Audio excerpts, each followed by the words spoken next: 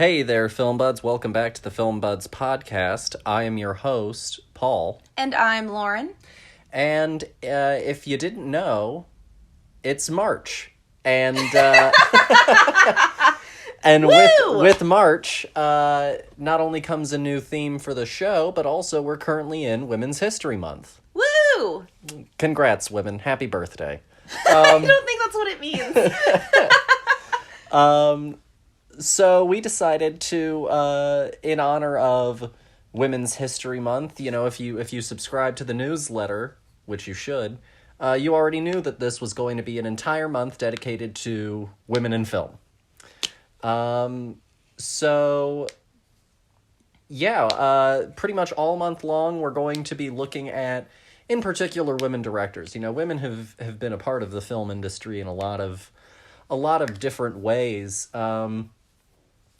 But we decided that we would try and really hone in on women who sat in the director's chair. And so we're going to kind of go all over in terms of topics and content, but it's all going to be, you know, a big celebratory month for women in the film industry.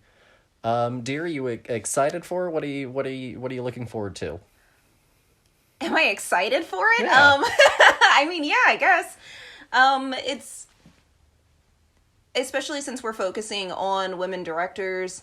It's a harder find. You know, like you said, there have been women in the film industry basically since the beginning of it, whether if they've been on screen itself or behind the camera. But having a woman director, the director's chair is such like it's basically like the president of the production. Like you get to make all the shots, you know, you can pretty much do whatever you think is best. And like, yeah, of course you've got people who come in and give their personal opinions about how it should go. But for the most part, like, you know, you're God. And so it's so rare for females to be in that position of power in, you know, in a production. So I'm excited to see what these women directors bring forward. We've had a few women directors throughout our stint on the Film Buds. But like it's gonna be nice to have a whole month dedicated to the gender that I associate with. Huzzah! I mean, you're absolutely right in terms of it not being a particularly especially the title of director being not something that has been especially in Hollywood and in big movies and stuff like that, you know. There's a long history that's very, you know, rich of women directing independent films, but as far as like big studio films and things like that, and Hollywood productions, it's pretty rare. For a little factoid that sort of highlights how rare it is, across the 93 Academy Awards that we have had, only two female directors have ever won for Best Director. Well, then there we go. I think that just made my point. So we filled a whole month with the women, and I think that's, you know, pretty impressive. Yeah. The two women, by the way, in case you were curious, were Chloe Zhao, who was also the first Asian woman to win, you know, Best Director. And the other one came in 2010, I believe, with Catherine Bigelow's Hurt Locker. Okay. So also they've only happened within the last 12 years. Yeah, again, you know, it's so strange. You know, you go to school and you learn all of these things about history, and it's a fascinating thing to live through active history happening, and not just like, you know, big geopolitical events. Yeah, but like little things, like we having the first, you know, female Asian director. Like that's I can't believe we haven't gotten there already. You know, we keep doing these things, but sometimes it's like it's almost like pulling teeth to get like things that you would assume had happened, you know, before you were even born, and yet here we are, almost in our 30s, and like we're just hitting some bursts. Yeah. So that's pretty wild.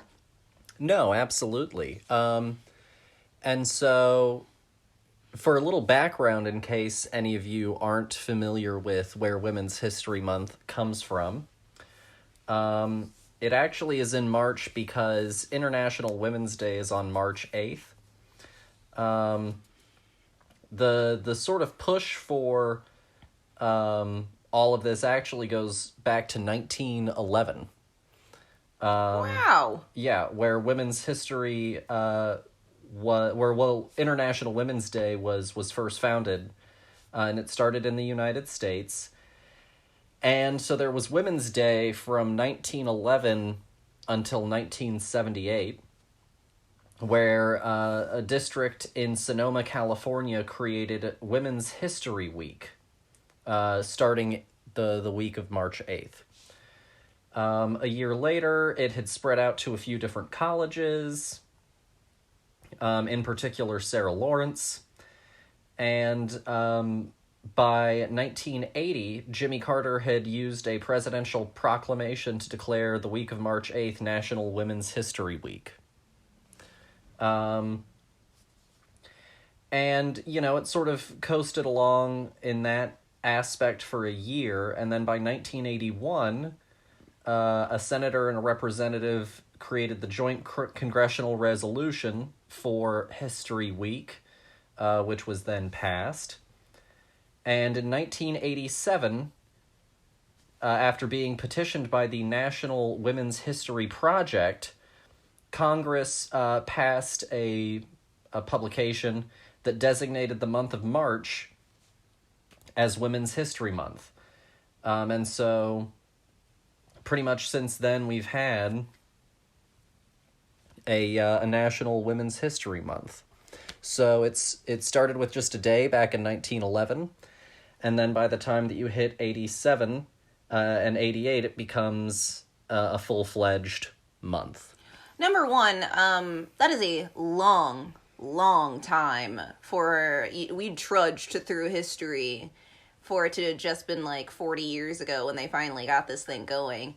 And two, I think it's hilarious that they had Women's History Day in 1911 before women had the right to vote.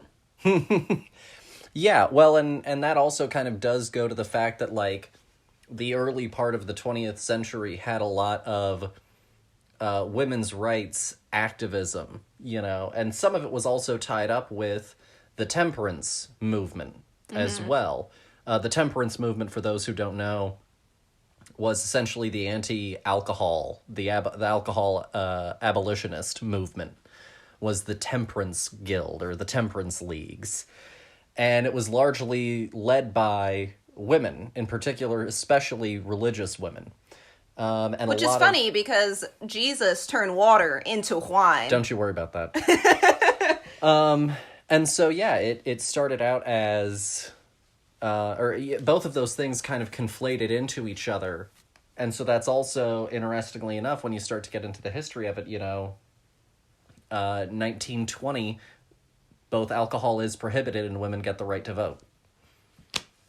And I should specify, white women. Yeah, that's fair. Got the right to vote. So that's a little bit of a background on Women's History Month. And our first episode for Women in Film is about two films that actually came out last year. Because I thought that we could go and look at, you know, like a really modern context, and then sort of travel both backwards in time and around the world and into different genres throughout the month. See. So we're beginning with Jane Campion's The Power of the Dog, which, you know, if she wins, she's nominated for Best Director, if I'm not mistaken, for Power of the Dog at the Oscars. And so then she'll be our third. If she wins, she'll be our third one. All right, well, here's to hoping. So we're going to be doing The Power of the Dog, which is a Western that's streaming on Netflix. And we're also going to be talking about Julia Ducournau's Titane, which is a French film. And we talked about it a little bit last week, but it's just such a fascinating movie that we kind of decided that it would be a really good idea to go and give it full attention in an episode. No, yeah, honestly, not to get too ahead of myself, but like these two movies have like weirdly like similar themes. I was going to talk about that, yeah. And I'm curious to dive into that further. Well, then let's go ahead and jump into it. We'll be starting with Jane Campion's The Power of the Dog, and as always, we have a clip, so let's take a listen.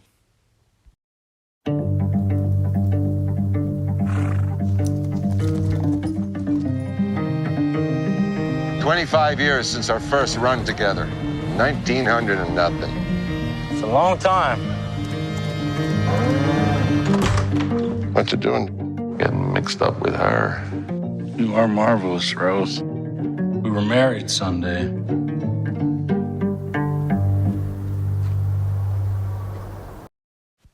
So that was Jane Campion's The Power of the Dog. It is directed and written by Jane Campion. It stars Benedict Cumberbatch, Jesse Plemons, Kirsten Dunst, and Cody Smith-McPhee. And the premise is charismatic rancher Phil Burbank inspires fear and awe in those around him.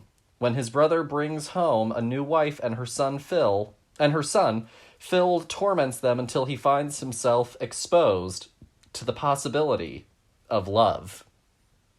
Wow. I straight up watched this movie without knowing that was the description of this film. So I'll give a little bit of like a very brief overview on Jane Campion's background, and then you can jump into talking about it. Sure. Okay. So Jane is from New Zealand. She was born in 1954. And she's the child of theater professionals. They had their own actor troupe in New Zealand. But partially because of her upbringing, she pretty much rejected the idea of getting into theater or something like that. And so she actually went and graduated with a degree in anthropology. And a year after she graduated college, she went to London. She did, a few other pursuits there. She attended a school there. And she also eventually got into painting. Oh. But she started to find painting to be a limiting art form. And so she started to experiment with other artistic pursuits, and she started making short films. And this was in 1982 as her first short film. And so she did quite a few shorts and then a little bit of a TV series, and then she started to direct features. One of her big ones is The Piano, The Portrait of a Lady. And then she also did Bright Star in 2008. And another recent thing that she's known for is a mini-series, or TV show, I guess it is technically, that lasted for 4 years, called Top of the Lake, which had, if I'm not mistaken,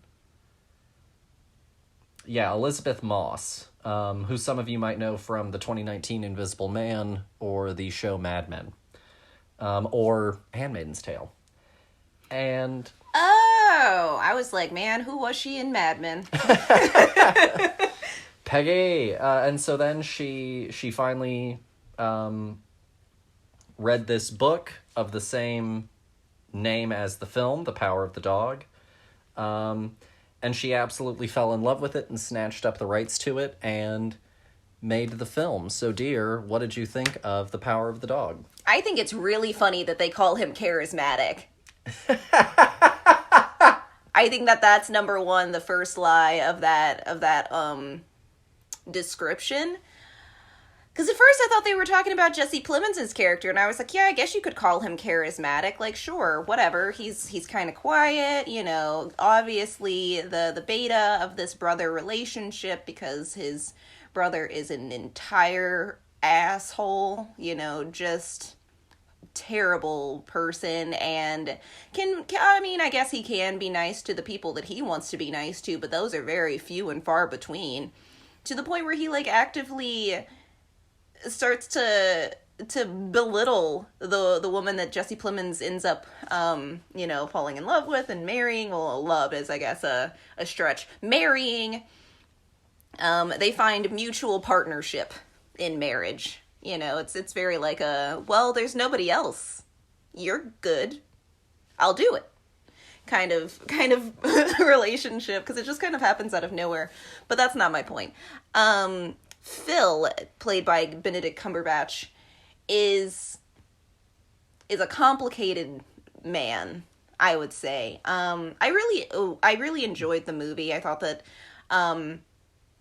the story was simple when it needed to be, and was big when it felt the urge to.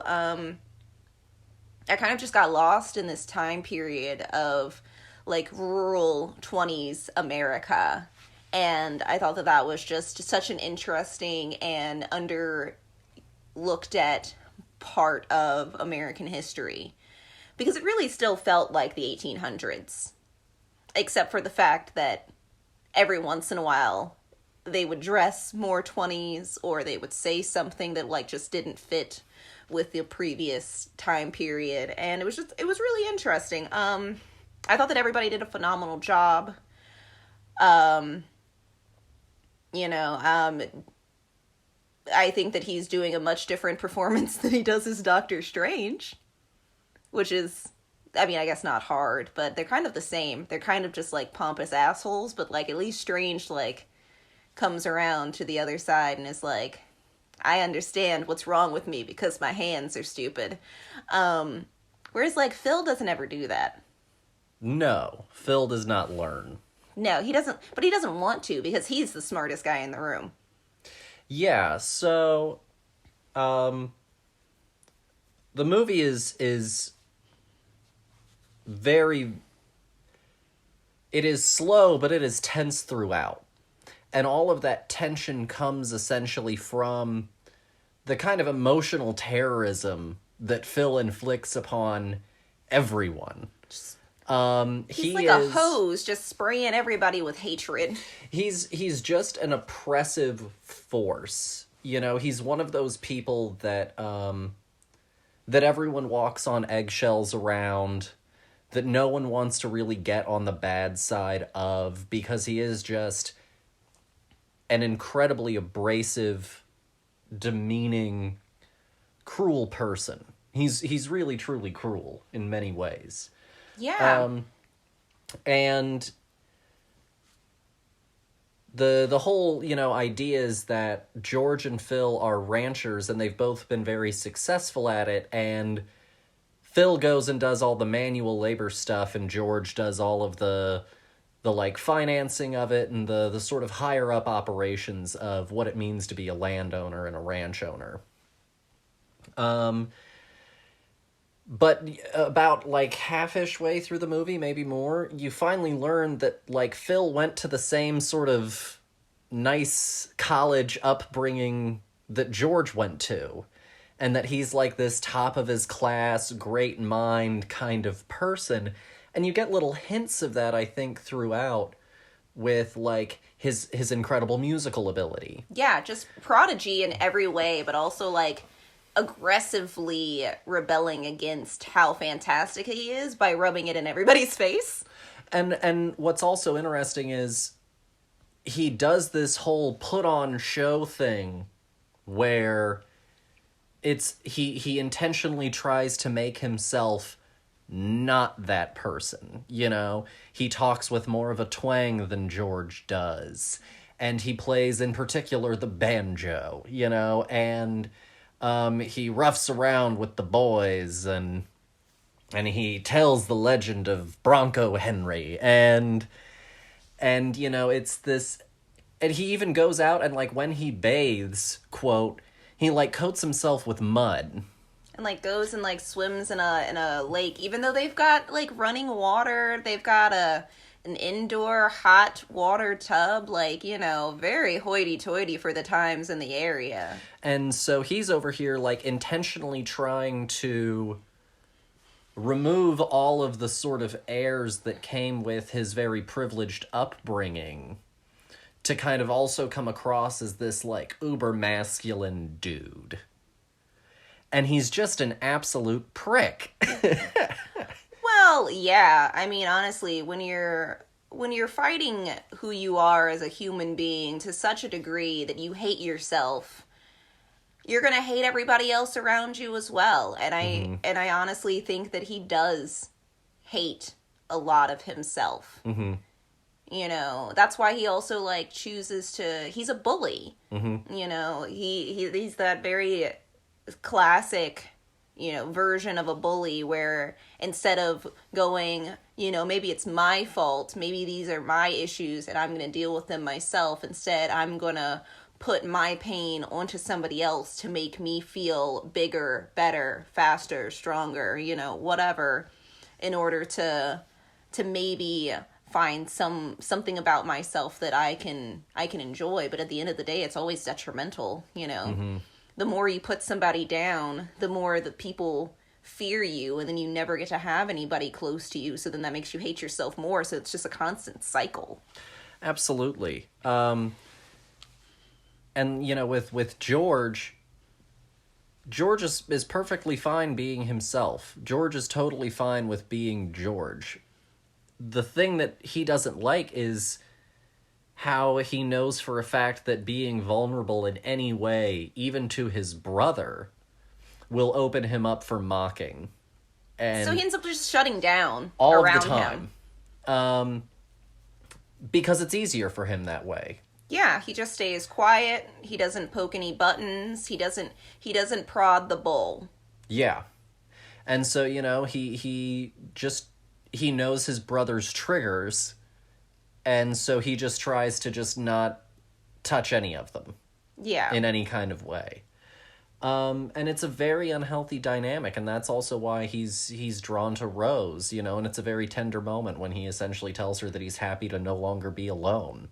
Oh, yeah, that is, but that's why I was like, I think that they both kind of found what they were needing in the other, but it wasn't like a romantic, like, you know, I could never imagine myself with anyone else kind of thing. It's, I guess you have to really think about the idea of, like, it being a small town, there not being a lot of options, and, like, you know, this is as good as it probably would get, and that's okay. And he's kind, you know, he came to the little hotel bed and breakfast thing that she ran, the inn kind of thing, and he served, you know, plates and stuff for the guests and helped manage everything and sort of used his sway in the town to rile down the sort of situation that was getting out of hand in the dining room. No, yeah. But I guess, you know, I'm not trying to, I guess, belittle their relationship by any means, but I also think that, you know, they'd probably known each other for, like, what would you say, like, a week at that point before they were like, all right, I think we're going to get married. I think more time passes than we think. Okay. I think that the movie is very fluid with time. You don't get a lot of... The only, like, few hints that you get about, like, time changing are seasonal shifts. So, like, you see snow on the ground, it's winter, then you see her planting the flowers, we know that we've transitioned into spring. Mm-hmm. So, like, I think that those are really meant to be, like, our only hints at passage of time. Okay. But I think it's a little bit longer than it does appear on the movie. I will say that about the film. Like, this could have been a week. You know? Well, then I'll say that a quarter of the year goes by and they're like, all right, we're married. She lives here now. You've got to accept this. Mm-hmm. You know? Like, it's definitely still of the times quick. There wasn't, like, a lot of, like, let's date. No, there wasn't courtship. For 6 years and then maybe consider being engaged for 3 and then getting married. You know, no, it was like, all right, I like you, you like me, you want to do this thing? Okay. Yeah. And I think that also opens up the door for us to talk about Peter, our real protagonist of the whole story. Oh, yeah, the son? Mm-hmm. So, the main thing of this story is essentially we're largely getting it from the son's point of view, Peter. And Peter is this Cody Smith-McPhee's character. If you don't know Cody Smith-McPhee as an actor, he was in Dawn of the Planet of the Apes as Jason Clarke's son, the one that hangs out with the orangutan.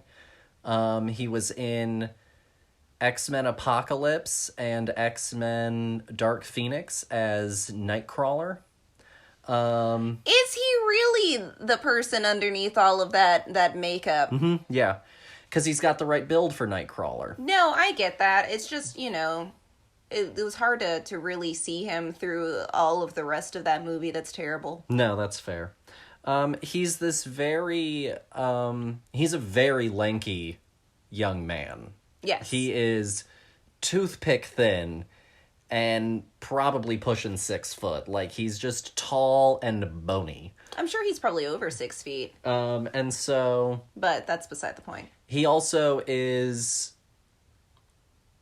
not at all anyone's, the character of Peter is not at all, especially by Old West standards, a manly man. He helps his mom in the place that she runs. He studies a lot. He makes reads little a lot. Paper flowers just as a hobby. Mm-hmm. And, put a lot of time and effort into just, making these paper flowers. Yeah, because, flowers are, 1, hard to come by, and 2, expensive, I'm sure, at that time to have shipped in.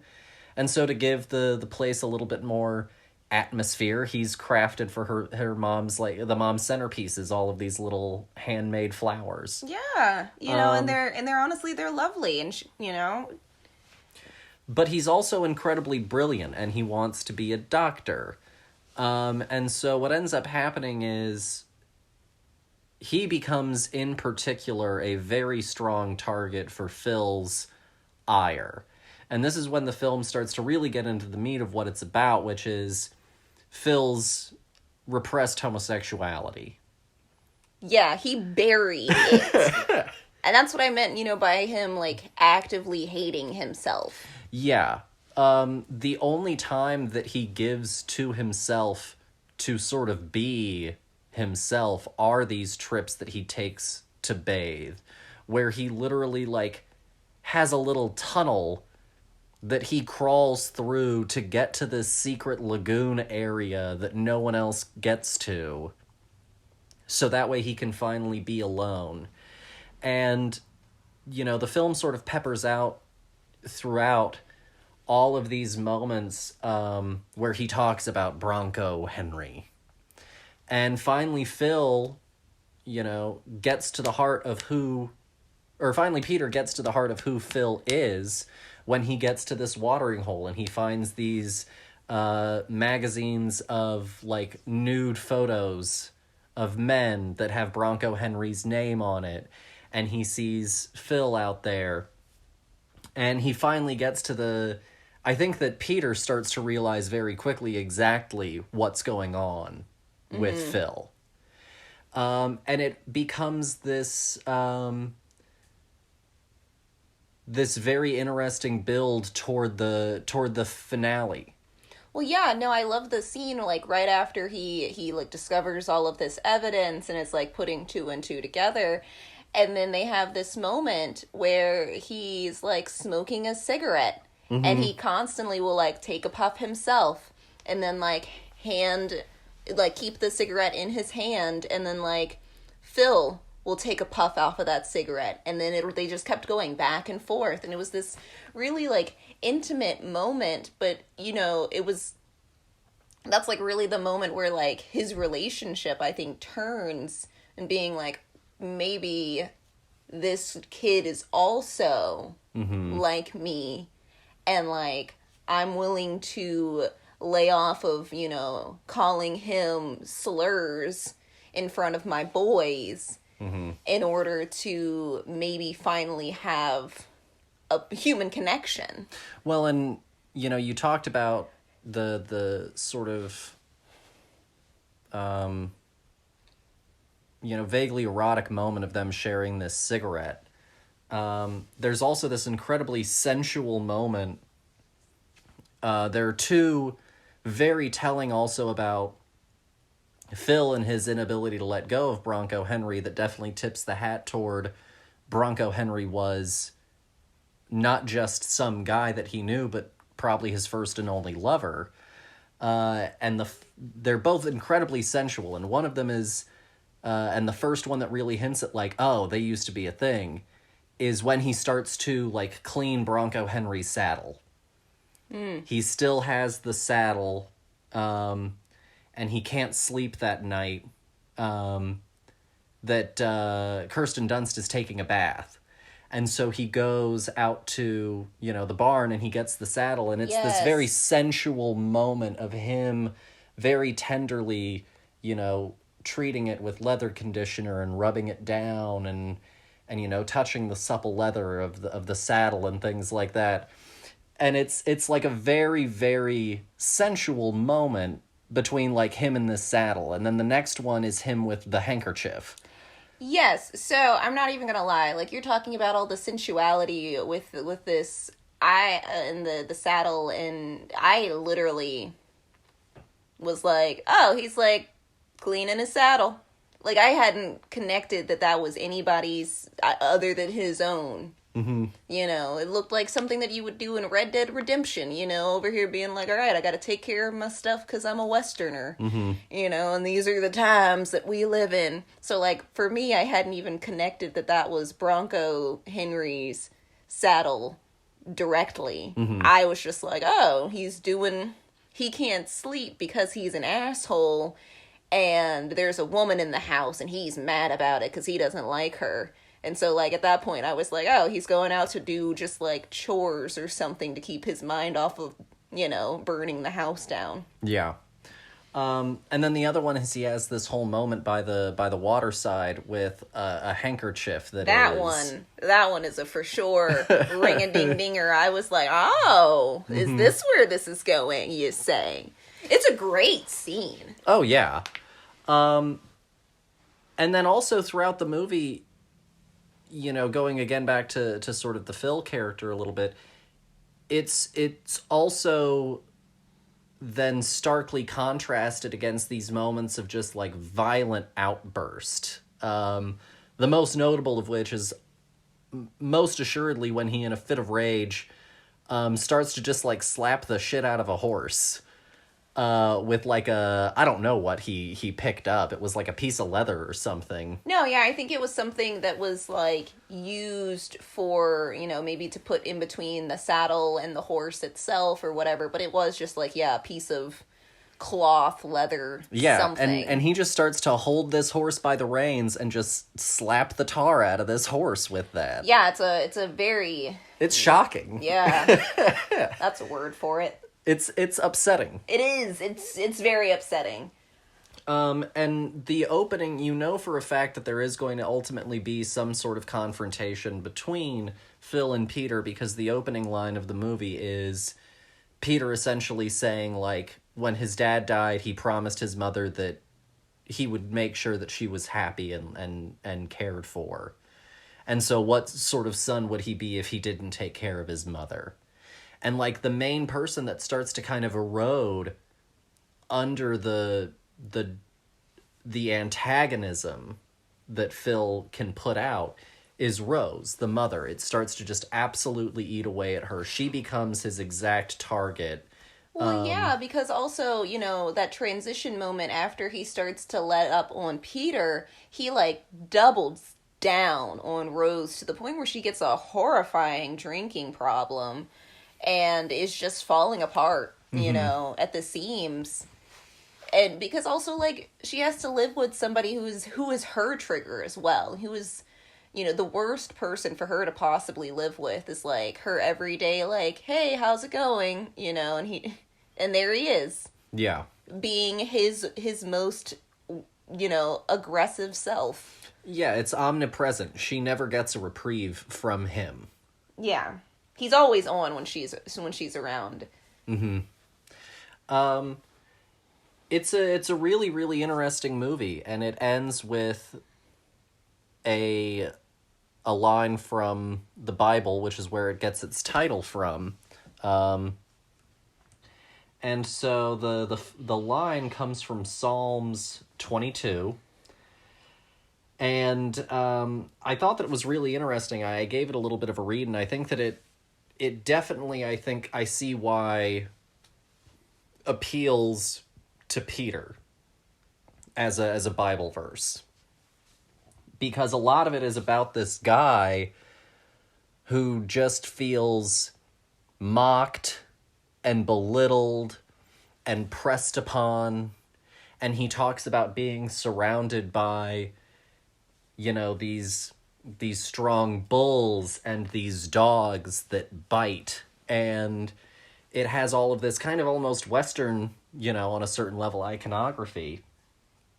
And the line that he says is, "Deliver my soul from the sword, my darling from the power of the dog." And I think it's pretty safe to say that the dog in reference, the power of the dog, is Phil's loathing that just seeps out of everything. Mm-hmm. And so I think that for Peter, "Deliver my soul from the sword, my darling from the power of the dog" was 100% sort of like a guiding sentiment, you know? Yeah. Instruction almost. Mm-hmm. The book that it's based on came out in 1967. And apparently the biggest thing that is omitted is chapter 2 of the book is completely gone. And it's a whole section where it's told from the perspective of the home life of Rose, Peter, and his late father before he died. Oh, yeah, they straight up, there is no father in the movie. The dad has already killed himself, and we've got the family as it's left. And apparently, the book, chapter 2, is all about the dad and how he had a really hard time getting people to accept him and his family. And, you know, even though most people didn't say anything outright, there were some raised eyebrows about his son. And he was really having a hard go of it. And in particular, kept on getting bullied by a character that they don't name as Phil. They just call him the Rancher. Oh, I think that it is him. And so, who else could it be? Yeah, it's very obviously him, but he doesn't go out and kind of show his hand in the book immediately. And apparently this rancher was just a son of a bitch to his dad and openly mocked Peter to the father directly. Mm-hmm. And he kind of realized that, like, this life was never going to be normal and for his son, and he starts drinking more, and, you know, everything just sort of gets worse from there, and ultimately he finally takes his own life. Copy. Wow. Yeah. So that's the biggest omission from the book to the screen. There's another piece of work also that is titled "The Power of the Dog," and that's a poem by Rudyard Kipling. And I again thought that there were some interesting sort of thematic touchstones. A little verse from the poem. "There is sorrow enough in the natural way, from men and women to fill our day. And when we are certain of sorrow in store, why do we always arrange for more? Brothers and sisters, I bid you beware of giving your heart to a dog to tear." Wow. I mean, you could still tell people that today and they'd be like, no, I can change them. But what if I fix them? So those are some sort of interesting little thematic tie-ins. It's a really rich film. I would categorize it as a revisionist Western.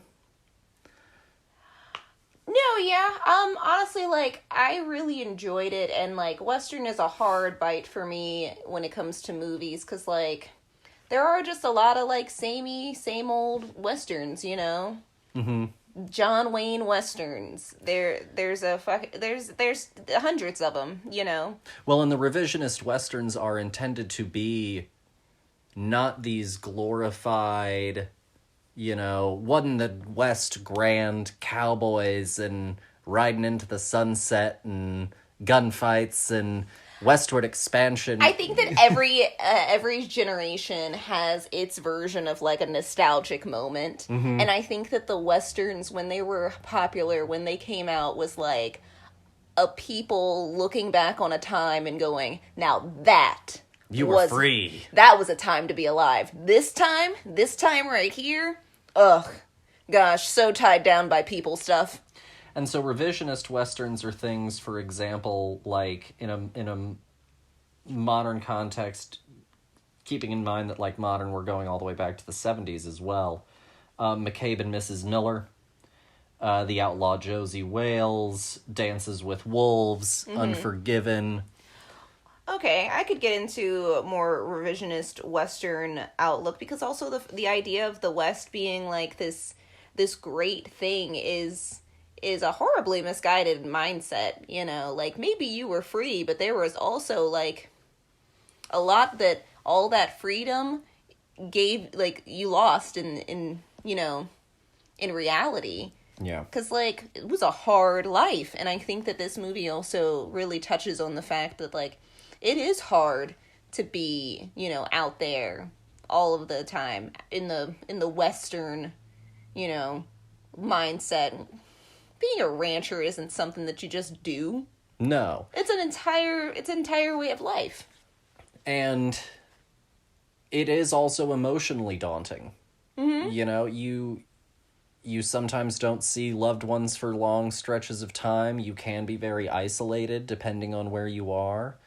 And yeah, if you're any kind of different, depending on the town that you're in, that's a big problem. No, yeah. And it's like, what, you're gonna hop in your car and you're gonna drive somewhere else? No. And you can't just start a new ranch somewhere. That's an undertaking. And also, like, you know, this is not a career. This is not a job. This is every day. This is a lifestyle. This is, you wake up and you do this. You don't get to have, you know, your free time to maybe do really anything else. You don't have any hobbies. This is your entire life. No, absolutely. You know, the only reason that George is able to have any kind of secondary thing is because he did lean into the honesty of who he was and the fact that he was an educated man, and he became the owner of that ranch. Mm-hmm. And he's very comfortable with that fact. And, you know, his brother may have some of this more, you know, toxic mask kind of authority, you know, where the tough men listen to him and stuff like that. But George is the real powerful one. You know, George is the one that knows the governor. George is the one that actually has buying power, which, you know, even back then was much greater power than any sort of just a ranch hand had. No, yeah. So, like, no, I'm not here for any movie that's like, isn't it fun to be out here? Yeah. You're looking at that through the rosiest of rose-tinted glasses. Yeah. Because that's not the case. No, people were assholes then, they're assholes now. Let's call a spade, guys. Yeah. So if you had to give The Power of the Dog a score out of 5, what would you give it, dear? I think that I'm gonna give The Power of the Dog a 4.5. Okay. I really enjoyed this movie. I thought that it was really an interesting ride. It had a lot of twists and turns that I was genuinely not expecting. So what's your half point off for? I'm thinking. Okay. I don't know, for whipping that horse. No, yeah, I think that, gosh, we haven't talked about Kirsten Dunst at all. Maybe my half point off is for her. She was just there. She was... I think she did a good job with the character, but I certainly wouldn't say that it's like the most groundbreaking Kirsten Dunst performance I've seen. I thought she did great with it, but it wasn't like a career all-time high, I think, performance for me from her. No, yeah, I think that for me, it could have been anyone, and it's not just her. And I think that has a lot to say. You know, when you think of this character in your brain, do you see her or do you see just anybody? You know, no, absolutely.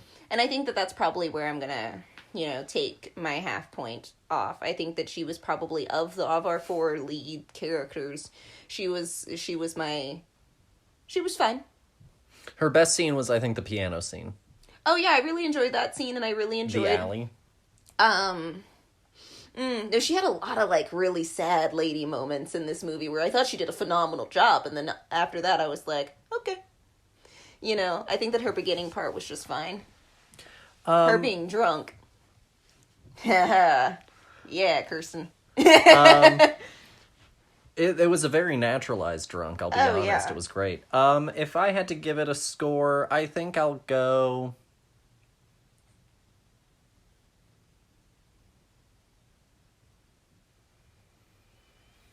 It's hard, right? Yeah. I think I'm going to give it a 5. I could definitely knock it down to a 4.5, just sort of on the fact that I think time is a little bit wibbly. And what is a very protracted period of time does seem to take place in a very short period of time. Mm-hmm. But I think I'm going to go with a 10 out of 5 on it. I really quite enjoyed it a lot, and I think that it's... I understand why this book... that the movie is based on was also like a touchstone for other authors. This is the book that apparently was inspiration, not the inspiration, but an inspiration for the book Brokeback Mountain. And I think you definitely see a lot of those tones and textures and things like that with it. Another note, Jesse Plemons and Benedict Cumberbatch are not related. There is no way that I could ever look at those two people and go, no, those are brothers. Especially once I saw the parents, but that's all that we have for The Power of the Dog, and now we'll move on to Titane. Surprise, we don't have a clip. I tried to find one, and because this movie is entirely in French, they just cut the trailer without any dialogue. It is just moody atmosphere shots and soundtrack, and that is all that the trailer is. And so we don't actually have a trailer for this one. In a world where a woman has sex with a car. That's right. So the movie is directed, this is Titane, it came out in 2021. It's directed by Julia Ducournau.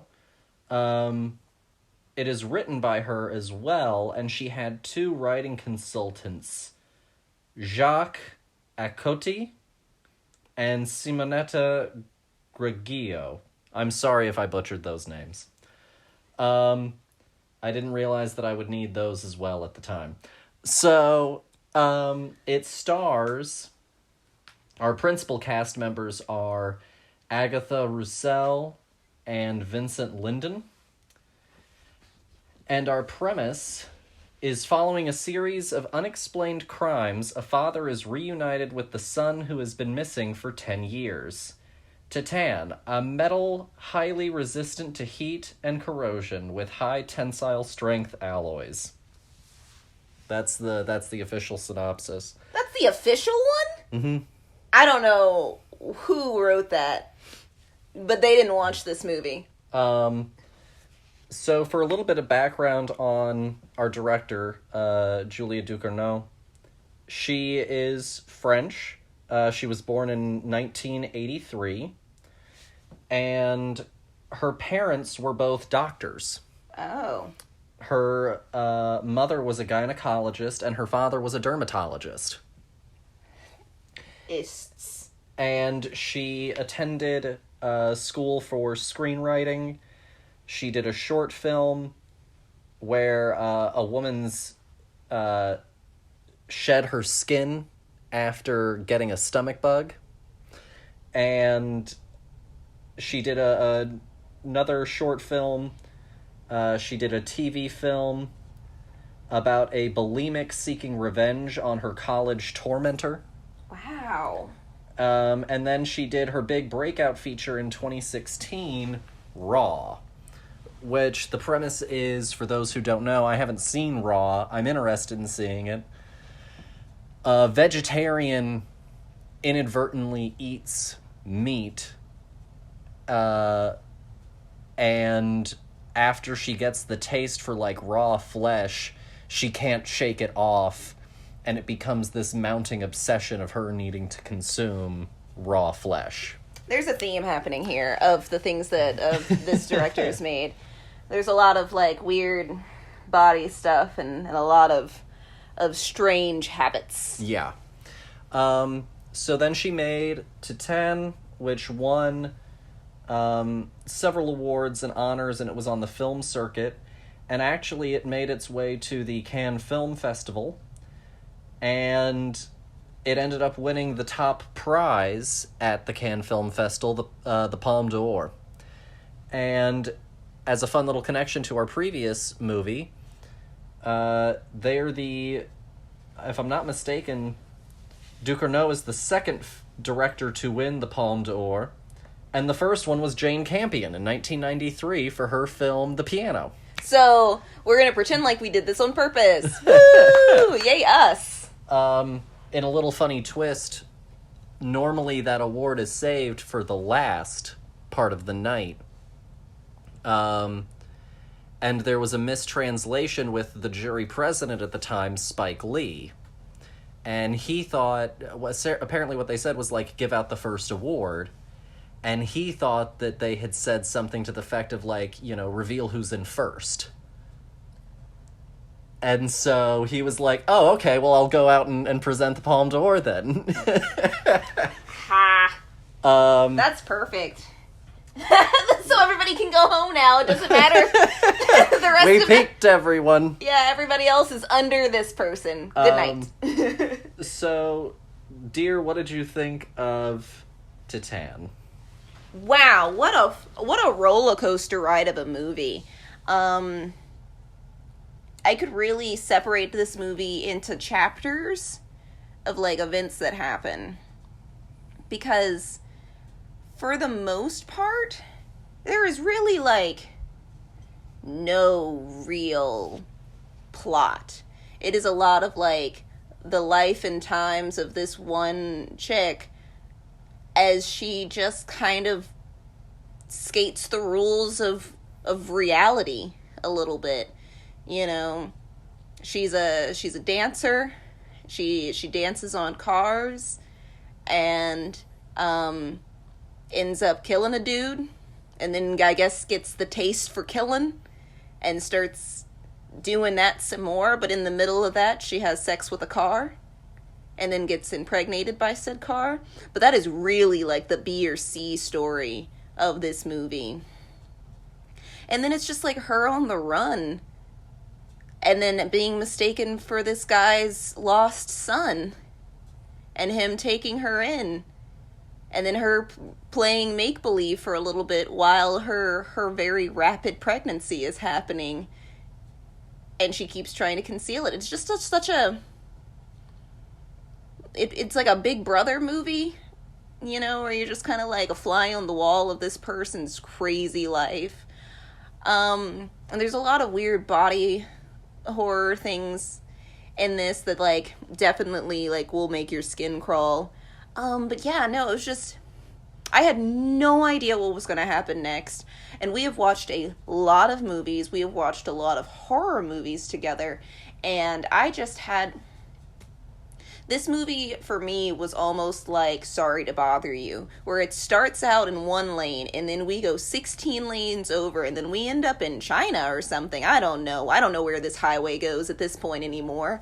And you're just kind of stuck. You're like, I have to finish this. I have to know how it ends, because otherwise I will have zero closure. And then we got there, and I was like, what? So confusing. Such a weird ride. I think about this movie a lot because of all of the strange things that I've never seen on a film done before, shown to me, all condensed into one movie. No, I think that that's all very fair.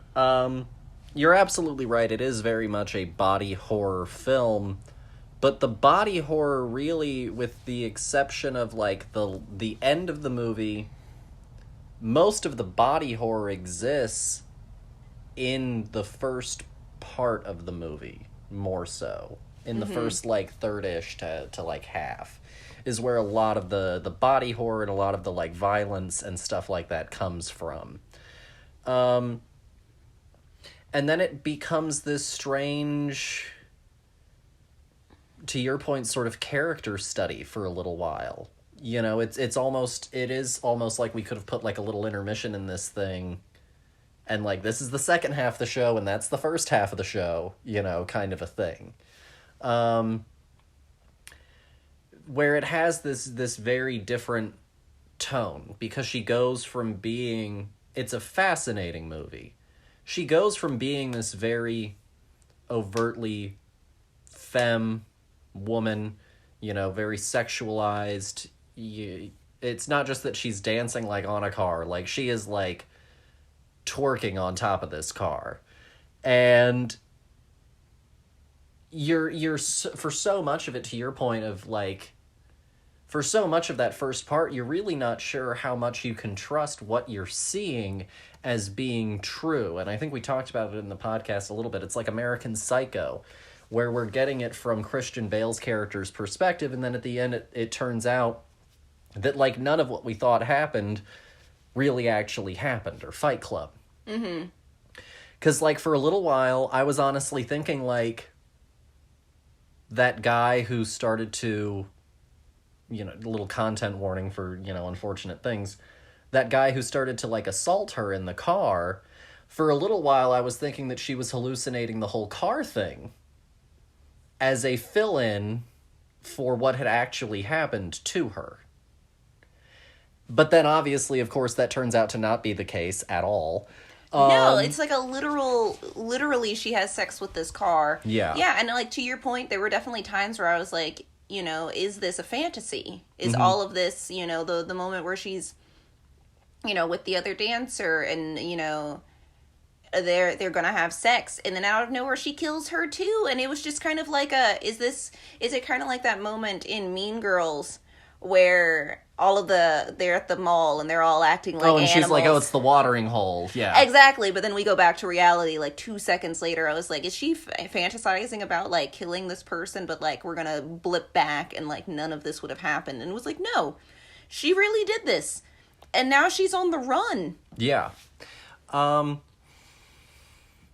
so then, once she sort of transitions into being this boy, this young man, she then, you know, partially because she has to be so subdued, but she really goes inward, and, you know, she, like, shaves her eyebrows, she, like, shaves her head, and then at that point, you know, she's far less feminine in appearance and also in how she presents herself, but that's also when she's going through the process of being pregnant.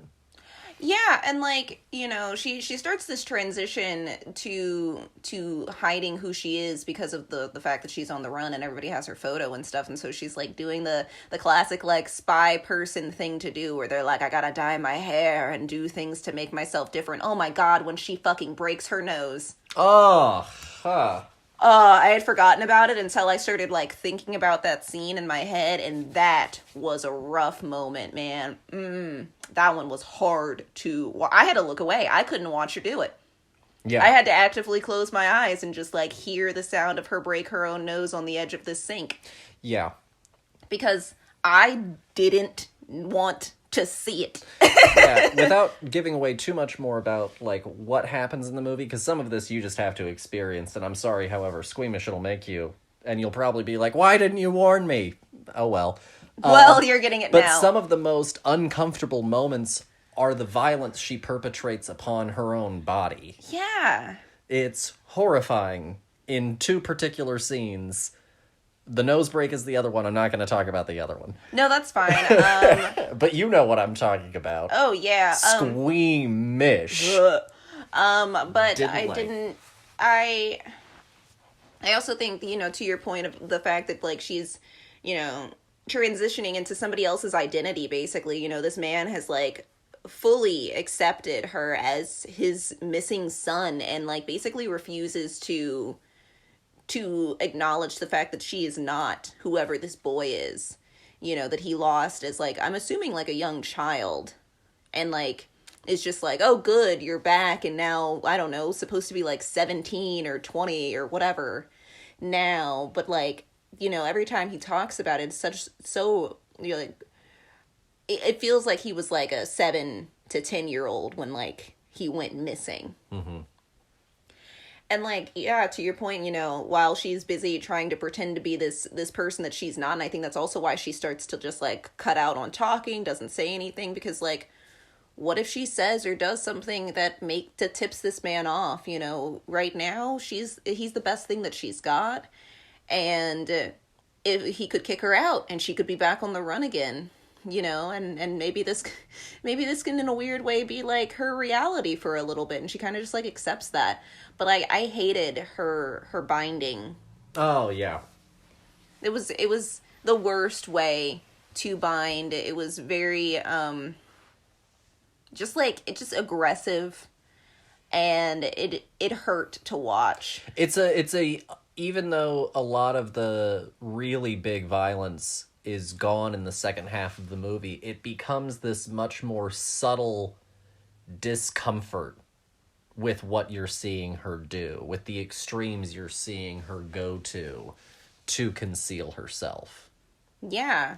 And, like, fully commits to it, you know, like, I'll give her that, you know, she was not going to get arrested. Yeah. And it's such an odd, weird experience, and like I wanna I guess like talk to the director and like figure out, you know, more of what the whole idea behind this was. There's a lot of like gender ambiguity. Thank you. I was such a difficult word to say. You know, it was like very, very fluid, you know, you don't really know for a while, because she just fully, you know, accepts her reality and just fully commits to it, and you know, to the point where you're like, is this who she wants to be, or is this something that is like just the here and the now? Would eventually she go back to dancing on cars? Well, and I think that it's interesting you bring that up, because it does have this, you know, this interesting through line, you know, of her taking on the identity of Adrian is the name of the young man that she's supposed to be. And so you're right, she does kind of choose to live so fully as Adrian, but then also in the moment where it's kind of most important for her, she does specifically finally open up and want to be Alexia again. And so it's a really interesting moment, because it's also when we're getting close to the finale of the whole thing. And so, yeah, it's this interesting choice of now finally choosing to open up in full about who she is, you know, at sort of the last possible moment in the narrative. Mm-hmm.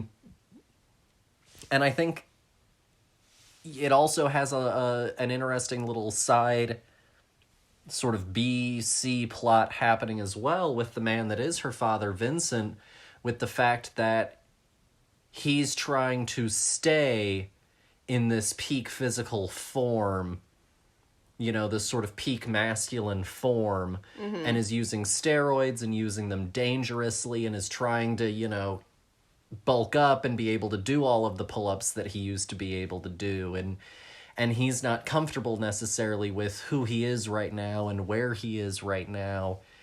And so there is kind of this whole thing of a strange chosen family of people who don't feel completely themselves. Mm-hmm. And it's a really, really interesting emotional through line for those characters in the second half of the movie. Yeah, Vincent is such an interesting character as well, because like he will go through these extensive like almost killing himself with steroids, but then like that scene where like he's like, no, we're gonna dance together, like you're my child, you know, he kisses him on the head and stuff, and it's like, this is my son Adrian, and he's so proud, and he's like, you know, wants to be close to him, and does all of these things because he's just like so just like overjoyed with having his child back, you know, in his mind, that like all of these things that he probably used to do, you know, this intimacy really comes out on the forefront. But then it's a completely different person from the person that he puts on and the person that he wants to be to the outward world. And I just think that's like an interesting, you know, why on earth do you put on this like whole ultra mask persona, you know, why is that your goal when in reality you are this person, you are this sweet, tender, you know, loving person. But like honestly, like the steroids aren't helping anything, because if any, you know, you're using them to the point of like even being aggressive at points to the person who you love, and not even intentionally, it's just because of the drugs. No, absolutely. So it's a very thematically rich movie, and it ends up touching a lot on some of the same ideas of the power of the dog, of identity, of who you are, of repressing certain things. And it's a movie that I really honestly haven't stopped thinking about, to your point as well, since the first time that we watched it. Like it's one that has really stuck in the brain quite a lot. Mm-hmm. Because there's just nothing like it, and I can, you know, try and name a bunch of movies that have made me feel like this, that have made me, you know, really watch this movie and really think about it and really just like a lot of the time go, what? It's kind of as surreal. If I was gonna pick a movie from an American context that I think it hits, obviously what I'm about to say is not a body horror movie, but I think it has the same sort of surreal dive in the narrative, is Spring Breakers. Yes, I think that that's a completely fair. Weird hypnotic visuals, this kind of, you know, other full world commitment to its ideals, no matter how surreal and weird it gets. Yeah, you know, it's like a an improv experiment, you know, an exercise where the answer is always yes. But it's not just like casual things that are being put out there. It's like, would you murder? Yes. You know, would you do, I don't know, mass murder in masks in a bikini? Yes. What does that look like? This. You know, and that's Spring Breakers. That movie is crazy. And I think that, yeah, to your point, this also had this just double down, both feet in the deep end kind of roller coaster ride. Unflinchingly. Yeah, you know, there was never a time where, like, as an audience member, I was sure of what was going to happen next. And I think that's fair for both of those movies. Yeah. It also kind of reminded me a little bit of Lamb in the sense of it has this almost magical realism, this kind of, almost like a weird, modern, fucked up, dark fairy tale kind of thing occurring inside of it. No, yeah, for sure. You know, very, like, grim horror, like the original true stories that are, like, and the stepsisters got their feet chopped off and are blinded, and, you know, all of these horrible, you know, frightening things are happening to characters that are our main characters, you know, or character adjacent, you know, our B characters are getting horribly mangled for the sake of a children's story. And I think that is a very fair comparison, because I've also haven't stopped thinking about Lamb. Yeah. And, you know, with this movie, I think Alexia was on a certain level looking to feel something. Because I think that she had this very stark home life. She had a shitty, distant father who, even though he was like a doctor, didn't want to touch her, didn't want to, talk to her, didn't want to be around her. And, she experiences a car accident as a child. And her reunion with her parents is incredibly tame. But her reunion with the car, she literally, runs up to the car and hugs it and kisses it. Mm-hmm. And so I think that she was on a certain level, and the reason that she settled into it was because she was looking to feel something from someone in some way. No, yeah, and honestly, I think that that's why she ends up staying with Vincent for so long, because she could have easily, he tells her, time and time again, you can leave whenever you want. The door is always open, but you can always come, so you can come back home. And, I think that that's something that she never really had, especially because of her relationship with her parents. But also, to your point, yeah, I completely agree. I think that she was trying to feel literally anything, and I think that that's why that first tick of her, killing that dude with her hair chopstick, I'm not sure what the right word for it is. It's they look like the 90s, you know what I'm talking about. But yeah, she stabs him. It's gross. But after that moment, it really starts to just chug in this weird what can I do next kind of mentality, very adrenaline high moment for our character, being well, all right, this was a weird, interesting, fun feeling. How can I double down, triple down on this? But then she ends up getting in her own way by being in a situation where she has to go further than she, I guess, even intended to do at that moment, because there were a lot of people in that house. Also, I loved the fact that she's killing people. And eventually it's just oh my gosh, how many more of you guys are here? A really honest, a human emotion of being I'm exhausted. I don't feel like doing this anymore. I just actually would rather go home. Maybe I shouldn't have done any of this. Whereas, action movies are constantly nobody ever is, winded. Yeah. Michael Myers is not winded. No, I think that that's all totally fair. It's really just something else, and I understand why some people would think that's a really weird premise, I'm not going to watch that. And that's totally fine if you don't want to, but I really think it's an incredibly interesting movie. I think it's a very bold movie. It's very striking in its visuals as well. Both of these movies, we didn't really talk about it much with Power of the Dog. Both of these movies are very visually interesting as well. They're very well shot, very well framed.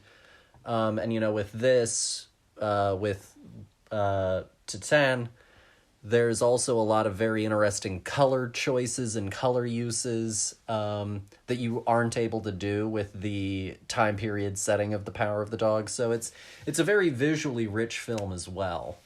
Yeah, this movie is on acid. And that's kind of the best way to describe it. It's everything's amped up to 11, and then even when you start the come down, it still isn't what you're expecting at all. And the more I think about this movie, the more I like it. The further away from this movie I get, the more I enjoyed it. But the initial watch through, there were a lot of times. Shocking. Yeah, it was very shocking, and there were a lot of times where I was I don't want to watch any more of this. This is really unsettling. Yeah. But I think that in a way that, that was the whole intention behind the movie itself, was to be shocking, was to be, skin crawly feeling. But, now getting to really break it down with you has been a really eye-opening experience of what the possible message of this movie is. And I really enjoy it. Absolutely. I agree. I really enjoyed it when I did like it when I first saw it, but you're right, it is just such a jolt. And it's it's hard to, when you're first done with something like this, really, I think 100% know how you feel about it. And so, yeah, time has really just made it all the better for me as well. So if you had to give it a rating out of 5, what would you give Titane? Oh, God. This is such a challenge.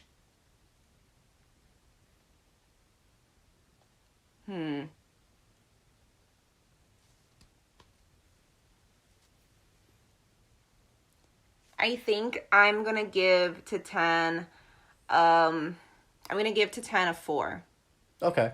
I think that's the fair, honest answer, because there were times when I couldn't watch this movie. And I have to give it that. For me, this movie is a 4. It's an odd, weird, crazy ride. And, like, I don't know how often I'm going to go back to it. That's fair.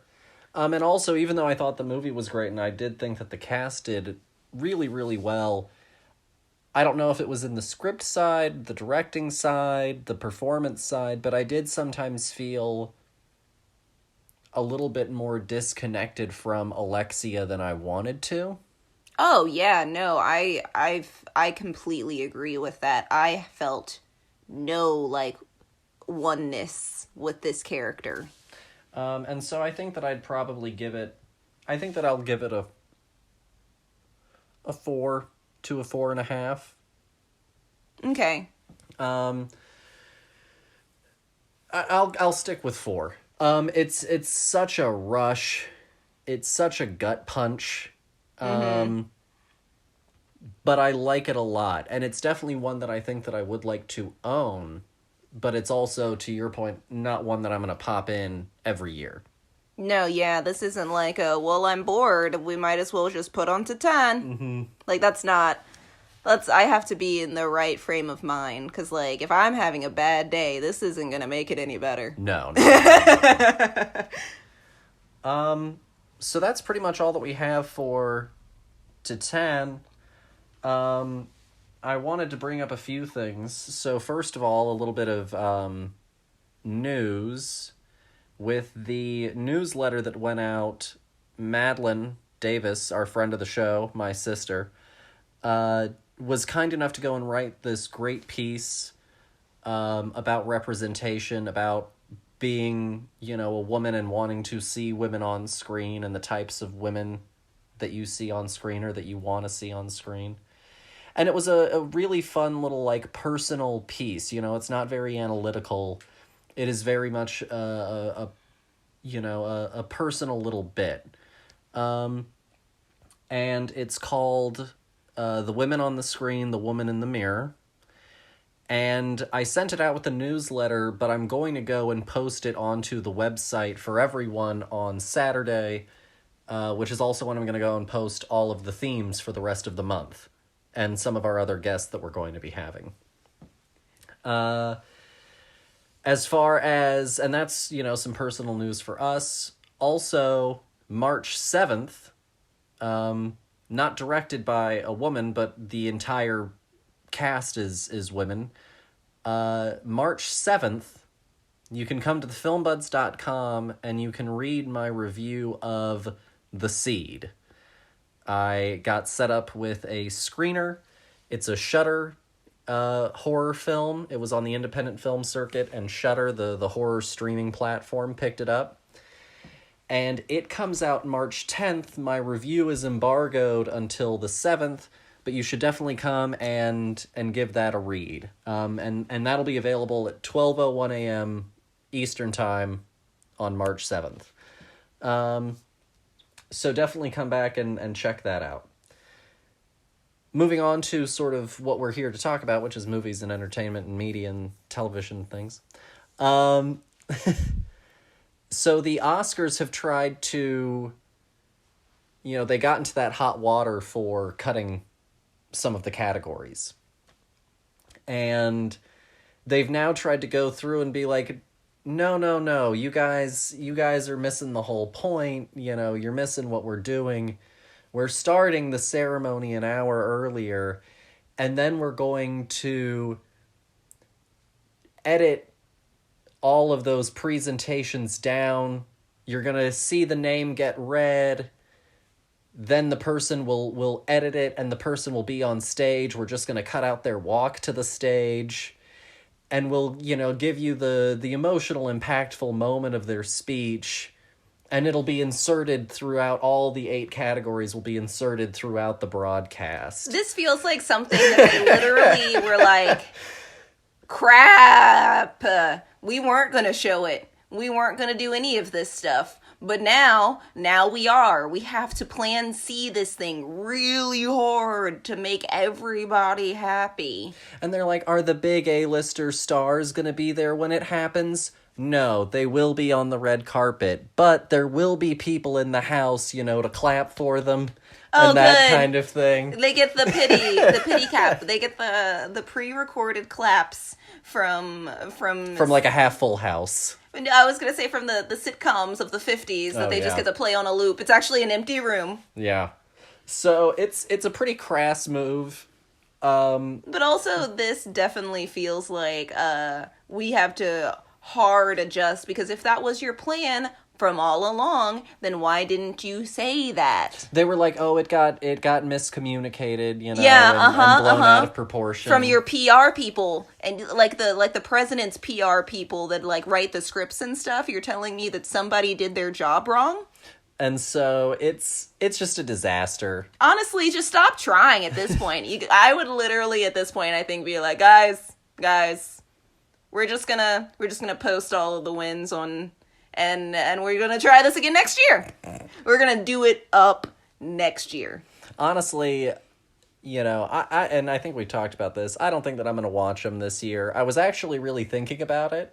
I was like, I've been doing Film Buds. I should go and try and get myself caught up. I still want to get caught up. No, yeah, that's fine. I mean, we're probably more caught up than half of the people who voted for these movies. Fair. And so I was really sitting and I was like, it would be nice to get caught up and watch them and talk about them and things like that. And then this kind of stuff came out and I was like, or not. Yeah, I'm sorry. You're just this isn't that old saying where like bad press, any press is good press, or whatever the hell. This is bad, guys. This is trying to put the cat back in the bag after it's across the street, and you're like, come back here. I've got the bag right here, and it's not gonna happen. I'm so sorry. It's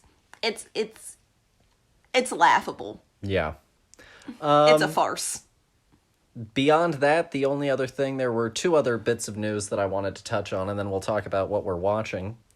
One of them is that 20th Century Studios, formerly 20th Century Fox, now owned by Disney, was talking about their release schedule and how it's going to differ. And in news that I think is definitely probably bad news for theatrical releases and stuff like that, they're planning on making over 10 movies a year, but only about 3 to 5 of them will be released theatrically. I really want to know, if movies aren't getting a theatrical release, are they still going to be willing to put it out on disc? No. Well, then, what makes this any different than a direct-to-DVD Disney sequel, Aladdin 5? Budget. That's great. But also, Disney does not care about Fox. They bought them just to have less people on the playing field. And to get control of the parts of their IPs that they bought and didn't have full control of yet. Yeah, exactly. So now you're not going to allow these movies to go into the theaters. You're not going to allow me to buy it. And you're not going to advertise it well. So I'm not going to know it's coming out until 2 weekends after it's supposed to have been out. When you have, I don't know, Barbie 7 coming out, and you're gonna make a big fucking deal out of it. I know that they don't own Barbie, but it doesn't matter. No, I get where you're at. And, like, you know, it's just gonna get dropped on a streaming platform somewhere. It's going to be dropped like how Netflix drops things, which is 500 new things every second of every day. Hope you find something that you like. No, pretty much. And actually, off of that news, I will say this. Disney Plus is currently introducing, and it's really funny because I don't think we talked about it on the show. Long ago, I suggested in a conversation that we had that Disney would be smart, since they were buying Fox and getting all of this content and stuff like that, to implement a parental control system where you could block out certain ratings, you could put a PIN code in, stuff like that. Well, because Disney is now getting all of their Netflix Marvel shows back, and there's no way to edit down those shows to make them for an American audience, you know, on current Disney Plus friendly, they're now also implementing a PIN code-based parental control lock on content for Disney Plus. Honestly, then they should just merge Hulu onto Disney and just call it Square. Just have all of the things that aren't Disney approved that they throw on Hulu just under that PIN code or whatever, you know? Have it be an age-locked profile, you know? If you and all of the people that you know are of age, then you don't need any locks. No, absolutely. You could go and you could have like a mom and dad profile that has a PIN code, and then, you know, little Johnny and little Susie's accounts, you know, are PIN code free, but also they have locks to where, you know, Johnny's 12, so it at least goes up to PG-13, but little Susie's 4, so it's all, you know, PG and G stuff. Exactly. And maybe, who knows, they might actually care a little bit more about this IP instead of just, like, brushing it under the rug to throw it on Hulu. Because, like, it's really interesting how much they don't care about anything that isn't Disney specific. Well, and it's also interesting because in Europe, there is no Hulu. And so all of this stuff in European countries and other stuff like that goes directly onto Disney Plus. You can go and watch The Last Duel on Disney Plus in Europe. And again, that's just a bizarre concept, because here, thank goodness these movies like got critically acclaimed and, you know, all of this attention, because if they hadn't, they would have literally not existed. Yeah, and in the eyes of Disney. And they got put all over the place, you know, like some releases that are Disney-owned releases have been put onto Hulu. The Last Duel is available on HBO Max. So, like, it's a very all-over-the-board system for how they're operating all of this stuff. I feel like they maybe put it on HBO because it is the running joke that they don't care about Hulu. So that's another little bit of industry news that I wanted to touch on. The last thing that I wanted to talk about was, you know, they're making that Madonna movie. They're making a Madonna movie? I thought that I had told you this. I had no idea that they were making a Madonna movie. They're not just making a Madonna movie. Does it have Madonna in it? Madonna is going to be a big part of it. She has, like, full creative control to a certain degree over... Well, that's a problem. The creation of her biopic. That's a dumb idea. Yeah, it's going to be terrible, but... I mean, the reason it's going to be a bad idea, dear listener, is because the moment that you get to have control over how your life looks, it's not real anymore. It's going to be sanitized and this warped version of how you saw yourself at that time. Instead of, it's like how we were talking about earlier, with The Power of the Dog not being a rose-colored glasses version of what the living in the West was like. This is going to just be a John Wayne Western, but the Madonna movie. You know, it's going to be like, oh yeah, look at how amazing I was. Pointy tits. Yeah. And it's going to be more of like a Bohemian Rhapsody kind of thing, where like we roll out all the hit songs, we polish off the things that are more controversial, and we call it a day. Yeah, and now we've rewritten history, and so anyone who wasn't alive to know Thinks that this is valid. Yeah, this is a real story now instead of just a fictionalized version of real events. Mm-hmm. Delightful. And so they've been hosting auditions. For Madonna? For Madonna. Do you think me, a black woman, should audition for Madonna? I think I'll get it. Well, it's a, this is where I was really gonna enjoy your reaction. Apparently, the process for the Madonna auditions have been like a multi-day affair. What? During which time you end up spending like 10 hours with Madonna's choreographer. And then you end up spending like another hour or two with Madonna, talking about things, doing choreography with Madonna. And so it's this apparently very grueling whole day experience, 12-hour experience. And they've had like Julia Fox apparently in there. They've had Florence Pugh in there. And it's this entire big to-do for her to find her Madonna. No. Number one, again, back to my original point. You can't look at yourself through the lens of another person. So, like, you being actively a part of the auditioning process of finding the next, the you that they're gonna watch on screen is ridiculous. I couldn't possibly cast somebody to play me in a biopic of my life. I don't want my hands on it because I don't know what I would talk about. Whereas somebody else would make art out of my life, I would just be like, I don't know, I did school stuff for a little bit and I lived in New York, you know? Whereas like, you know, I don't know, somebody's gonna make my life look like how you would tell your kids she's a big star in New York. Yeah. But like, oh, god damn it. I think that this is absolutely ridiculous. I'm glad that they've got some big names in there, because I was honestly expecting just to, you know, what would be more interesting is for them to find a completely unknown person and build Madonna. Yes. Well, not just like build them, but like find somebody who like truly can evoke Madonna, but that's why she needs to get out of there. Because, like, any of the things that, like, she doesn't see in herself that this person may pull out, she'd be like, ah, that's not me. Or you're like, what are you talking about? Have you met you? Of course that's you. You know? And also the fact that, like, I don't think that really anybody... I think that they need, like, a professional performer. And, you know, not a movie star. A performer. Somebody who could, in theory... do the Madonna musical and play Madonna 8 days a week, you know.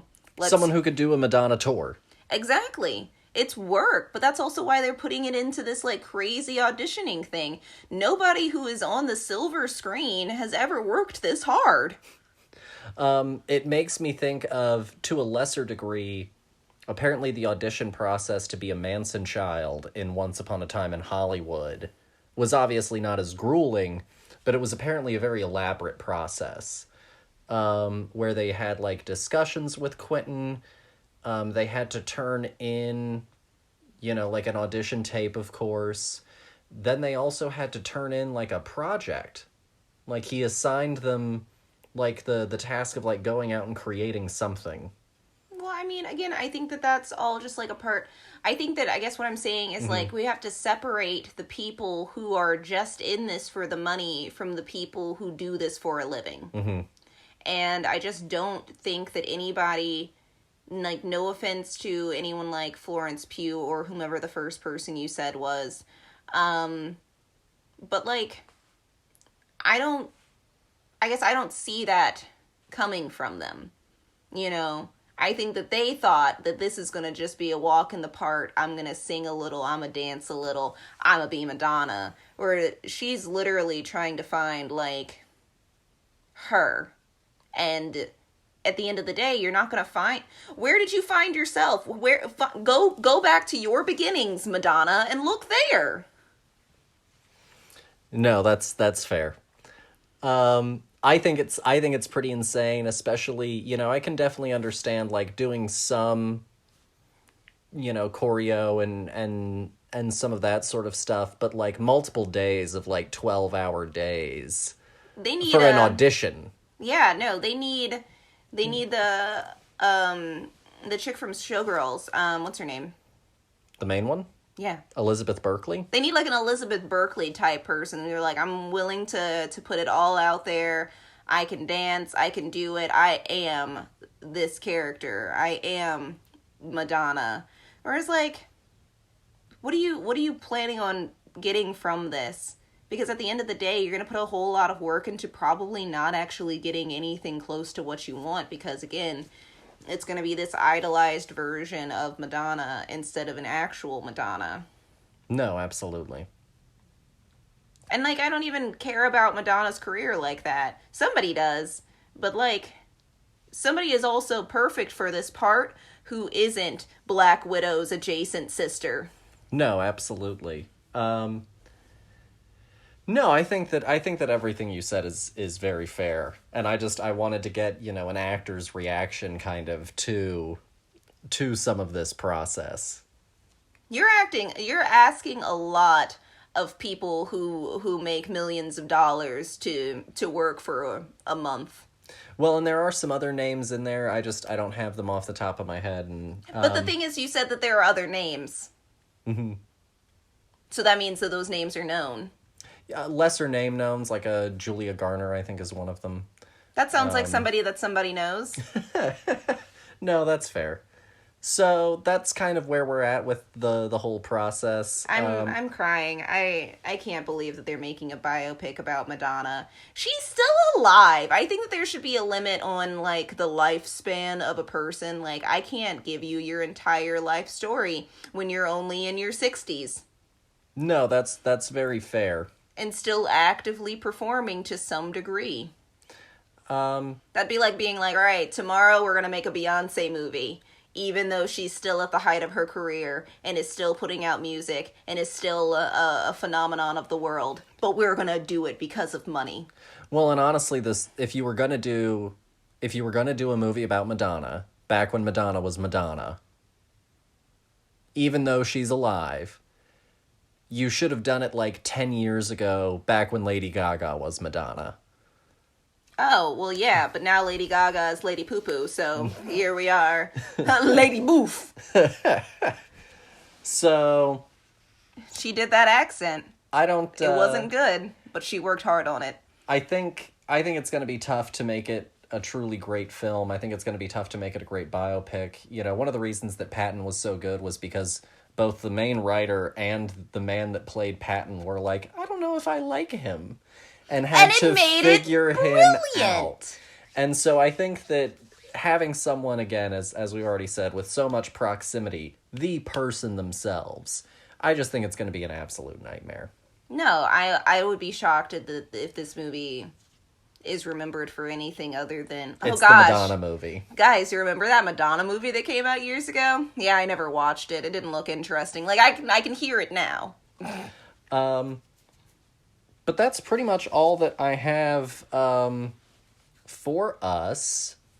Oh, right. Ha ha ha. What we've been watching. Actually, like, nothing. We've been watching, like, some Jeopardy. We've been watching some Mythbusters. I've been playing a lot of Mass Effect 2.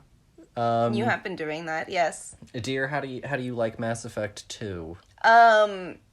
I'm Commander Shepard, and this is my favorite shop on the Citadel. No, yeah, that's my review of of Mass Effect. Think you could give me a discount? God, man, it's such a swindler. They're like, good guy points.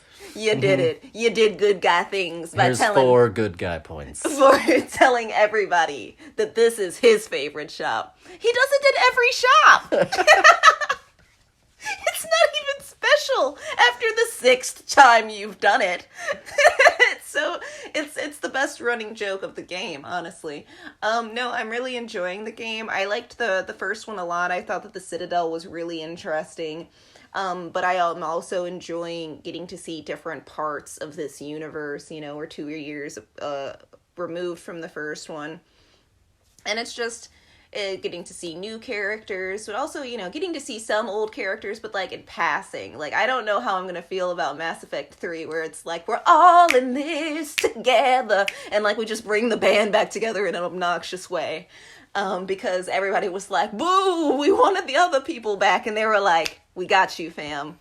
Don't you fret. But no, I've been really enjoying the storyline. I'm curious to see where it goes. What are the people with the teeth? The collectors? The collectors are the main bad guy aliens. Yeah, with the teeth. I guess they have teeth, yeah. What are you talking about? I guess they have teeth. The one that looks literally like a demon mask from Halloween, talking teeth mouth bits. It's a whole clan of them. Yeah, that's the collectors then. You said, I guess they have teeth. That's like their whole face. He's currently looking it up.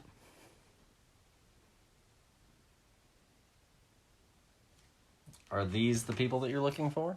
No, the other ones. The ones that used to be the Protheans or whatever. Yeah, that's the collectors. Okay, well then get a picture without their masks on. Oh, they always have the headpiece on. Then what are the other ones? Okay, we might as well just skip over a lot of this chat. Because I know what I'm talking about, but you're not. The ones that have the weird demon faces. Where their mouth literally looks like scissor teeth. Like this. And they like... Oh, the Batarians? Is that what they're called? It's either the Batarians or the Vorcha. I don't know. All of these names sound made up to me. Nope, not that one. Okay, let me try the Vorcha. Those ones! Vorcha! There we go. We figured them out. I'm mad that you couldn't figure out that I was like the demon-faced ones, and you were like, I don't know. The thing that literally looks like it spawned from the actual bowels of hell. And you were like, beats me. I guess they have teeth.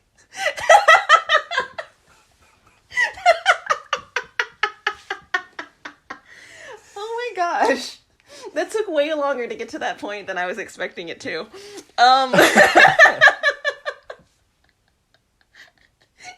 Ask me like I know the names of these made-up creatures. I'm watching it, but I'm not taking notes. Like, I think that's the missing translation. Yeah, those things are horrifying looking. That's fair. And I don't understand how at all they talk without lips. Don't worry about it. It's just all teeth. Don't worry about it. They look like an extra from Mad Max Fury Road. Yeah, I get what you mean. Or like the mouth of Sauron. Yeah, exactly. Like, somebody had a nightmare and was like, I got an idea.